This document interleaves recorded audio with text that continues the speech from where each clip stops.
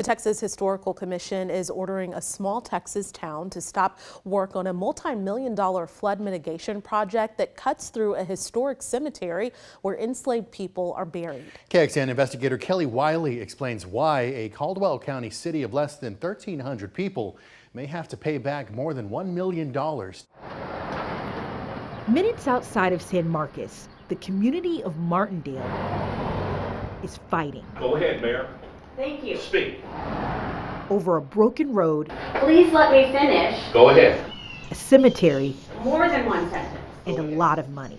$6.7 million. Just say that again. 6.7. Down the street from City Hall, tucked between the tree line and the San Marcos River, is the historic landmark at the center of the city's years-long disagreement. We started finding more headstones. For years, Cindy Woolley and her family and friends have come to the Creighton Cemetery to care for the graves of their ancestors. I'm sixth generation from him. And the people their ancestors enslaved. We would find headstones and bases in that ravine. And I'm like, okay, what else are we not aware of? In 2023, Woolley and her cousins paid for ground-penetrating radar to locate what they suspected were unmarked graves. When he'd find one, he would stick the little flags there. It's a 29, I think he found.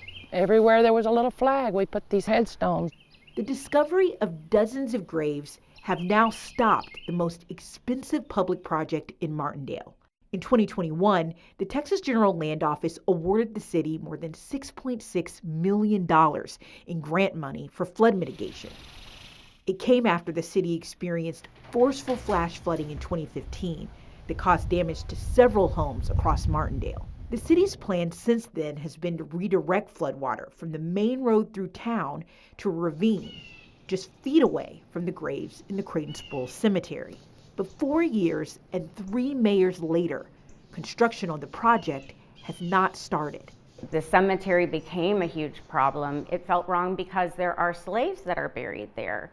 I think that really started to upset a lot of people. In February, the Creighton Cemetery Association and Woolley sued the city to stop it from using eminent domain to take possession of the burial site and to formalize the association's ownership of the property. But in July, with just over a year left until the grant expires, the mayor received a letter from the Texas Historical Commission instructing the city to halt the project. They said, you are not allowed to do anything. Don't pick up a shovel. Don't continue to work on easement acquisitions. The Historical Commission said the proposed construction would likely be in violation of a Texas Health and Safety Code provision, prohibiting work that would disturb a cemetery. The state agency also raised concerns about the impacts of floodwaters on existing graves. We need to see the writing on the wall and know that we have no time to finish the project. We have no time to start the project. It's not fair for a half dozen people in this town trying to stop this project. It benefits everybody in this city. And I want to know, my question, how much do we have to pay back? According to the mayor and grant administrator, the city has already spent more than $1 million of the grant. Money it will likely have to repay. The culvert's coming down the middle of the road, and it takes a 45 here, and it's going to go this way. Current and former city leaders are among those who hope the grant project can still be completed, despite the challenges. This is the natural flow, and the work here is not in the floodway. I think part of the concern is like, where would the construction itself be happening? This is basically the edge of it. There should be a marker over here somewhere that shows here it is, right here. There's your marker. Despite the markers being several feet away from the recently discovered graves, project supporters believe the construction won't harm the cemetery and say the changes would prevent erosion of the ravine between the road and the graves. No one's trying to do anything bad here. Save it.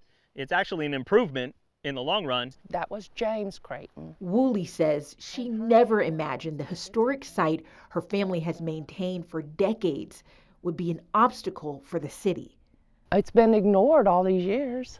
Why now? Why you know, because of a project that they're wanting to push through. So, yeah, and I don't know, too sentimental for my own good, but.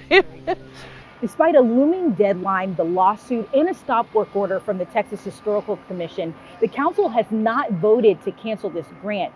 The council agreed to request a formal discussion with the GLO where they want to talk about an extension and a possible waiver for repaying the funds that they've already spent. Kelly Wiley, KXAN Investigates.